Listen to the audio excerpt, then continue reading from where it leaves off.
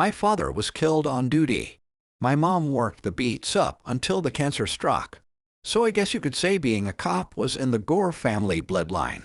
And why I worked my way up to detective before turning 30.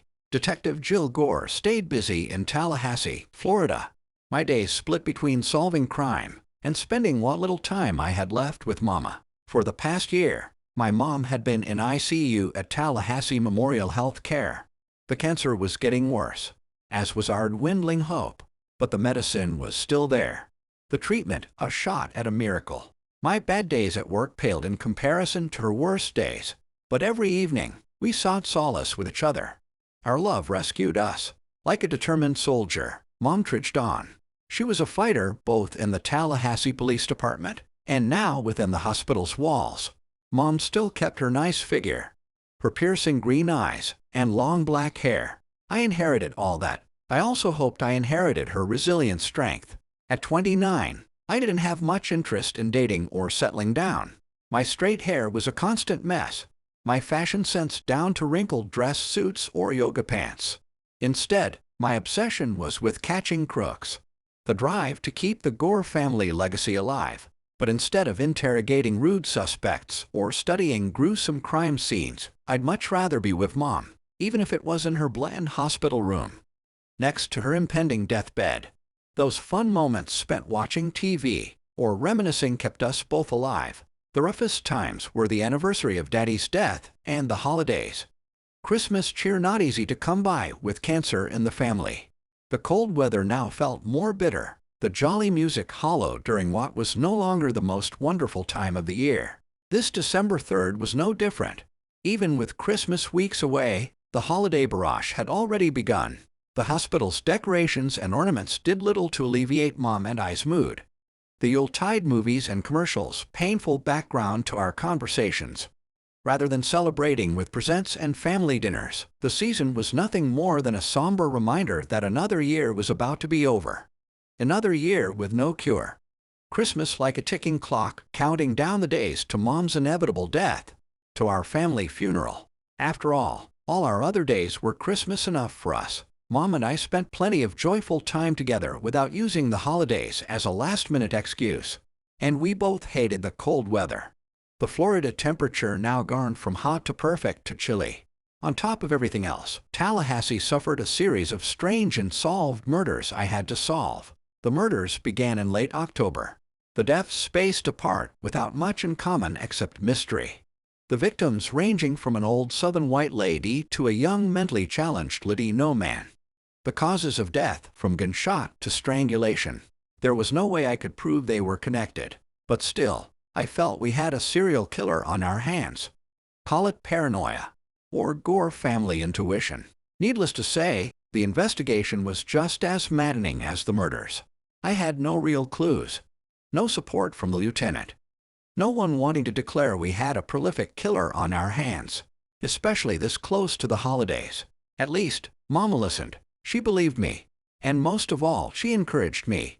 Going off her advice, I stayed up into the wee hours of the morning. Like I was cramming for a big test, I lived off caffeine, glued to the crime scene photos and the few similarities between deaths. Transcripts and autopsy reports, the only literature I consumed. And then, on December 3rd, everything came to a screeching halt. Hours after I visited Mama, I was assigned to interrogate Robert Moore. Black male, late 20s. His crime, stabbing his mom to death just moments earlier. At Tallahassee Memorial Health Care. Room 200. Moore was being held at the police station. And instead of talking to a lawyer, he made a special request for someone else. Me. The brutal crime instigated my instincts. As did Robert Moore's strange request. Again, there were no clues or connections. Nothing yet, but still, I couldn't help but let my imagination run wild.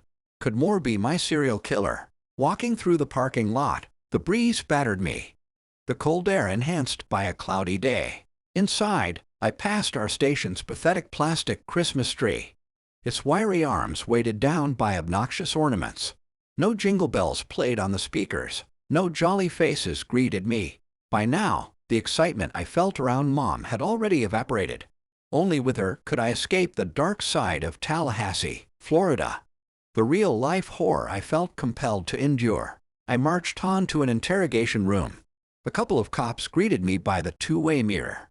Now I had my first glimpse of Moore in handcuffs. He was a tall, skinny black man, his eyes wide. Blood still covered his dark suit. His flesh, his face. He wanted to speak to you, one of the cops told me. And only you, detective. He wouldn't even let us clean him, a female cop added. Feeling uneasy, I stared through the glass. Right at Robert Moore. He just wanted to come straight here, the cop continued. Even disguised from his vision, Robert still looked straight at me, staring into my soul. Holding a case file, I entered the room. The door slammed shut behind me. Now it was just Robert and I, alone on this dimly lit stage. I did my best to stay calm, keep myself from shivering in the cold room. I sat across from Robert, my face like a blank canvas. No emotions on display, just like Mama and Daddy taught me. Moore's beaming smile pierced through the darkness. "Hello, detective," his dry voice stated. Amidst the blood stains, he was rather handsome. The demeanor of a confident professor. Maybe one too smart for his own good. "They said you wanted to speak to me," I said. "Business as usual." I laid the case file on the table. "Is there anything you want to tell me, Robert?" Robert nodded. "Quite a lot, detective. Besides the fact you killed your mother." Possessing an eerie poise, Robert leaned back. "Not so much I killed her, but you did." My sharp gaze never wavered. Even if I didn't have a shot in hell at cracking the strange man. "Well, Mama wasn't doing too well." "What do you mean?" "She'd been sick." The sadness overcame a face more cool and chilling than this room. The first feelings I'd seen Robert show. "I saw her as often as I could," he said. "She needed those visits." Robert shifted in his seat. "Hell, we needed each other." Flashbacks to my own mother hit me. "Robert and I did have one thing in common." "But you still murdered her," I said. Robert cracked a weak smile. "I did what was right. After Dad died, we were both wasting away, languishing in this hell, so that's why you stabbed her over 10 times. That's not covering your safe in her blood." I pressed on in the clinical tone of a detached doctor. Keeping his eyes on me, Robert entered a tense silence. I refused to relent. "You were caught red-handed killing your own mom. Someone you claimed to love." Robert placed his hands on the table, the metal cuffs making a startling slam. "Look, I always loved her," he said, his voice calm but strong. "But it was Mama's time." He looked down for a brief moment. Then his stare met mine. "And my time, too." "What do you mean?" "I don't understand." "Detective Gore, my mom was dying. She didn't have a chance. She'd been battling cancer for years and years. Then Dad died and everything got worse." Robert didn't blink. His spotlight stayed solely on me. "Our lives got worse." Letting sympathy creep in, I watched Robert battle tears, or whatever tears could fall from the callous mind. Like a trained actor, Robert shook his head in dismay. Battled the pain, all while keeping his voice at an audible peak. I couldn't let her go through another day like that. Especially another Christmas. I stole a glance at the mirror, not willing to reveal my compassion, or the secret of Robert and I's shared sympathies. His situation all too familiar for me. "She had to be let go," Robert went on. "I had to free her. I know she's in a much better place." I confronted the killer. "She wasn't your first, was she?" Through the anguish, Robert revealed a sly smile.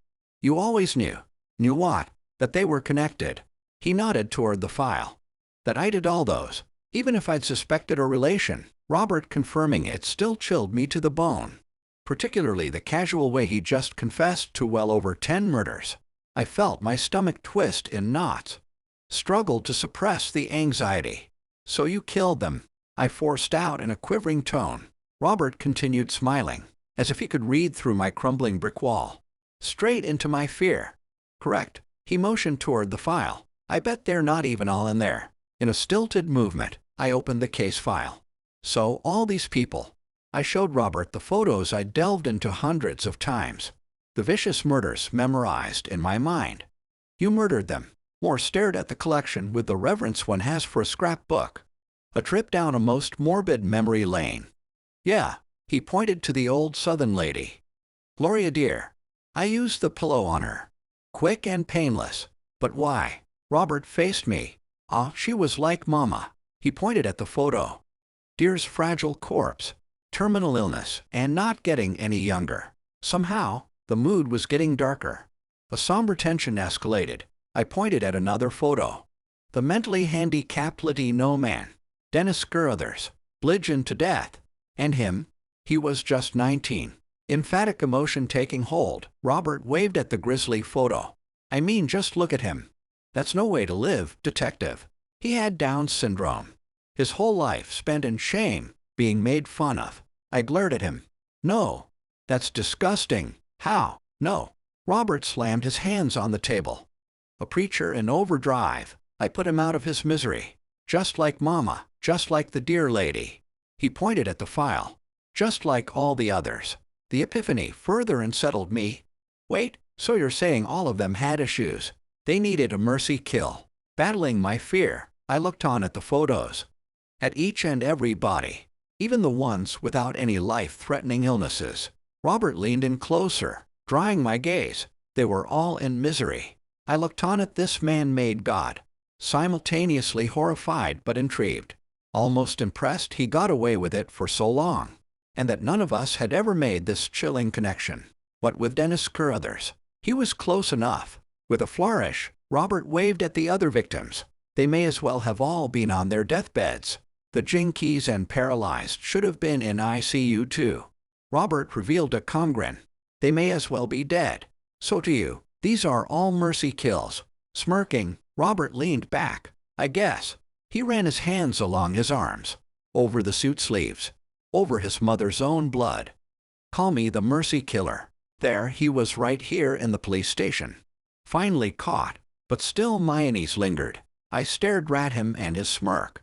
But why get caught? I placed my hand on the mercy killer's file. His catalog of corpses. Why now? It was time, was Robert's quick reply. His eyes didn't blink. Never once shifted from me. You see, I was saving the hospital for last. Your mother, you mean? Robert's smile grew wider. She was special, sure, but I needed more. My heart sank. Another epiphany was upon me. A personal one. Like a caring priest, Robert leaned in toward me. Just inches away. His attempt at sympathy well on display. I know your mama wasn't doing well, he said in a soft tone. I felt tears well up. Now I gave in to his horror. Anxiety dominated me. The shivering grew out of control. Christmas was about to get much lonelier. There was a lot of people there not doing well, Robert went on. He wouldn't blink. The mercy killer couldn't. I had to help them cope, just like Mama and I did. In an explosion, the room's door burst open. Both cops came rushing in. Terror etched across their expressions. I faced them. Faced the inevitable. Detective Gore, we have terrible news. One of them said, panic in his tone. It's your mom. The female added. It's most of the ICU. He killed them. With ferocious speed, I felt the mercy killer grab my hand in a death grip. I faced those great, big eyes of his. That merciless smile. It's December 3rd, Robert's steady voice told me. Happy Disabled Day, Jill.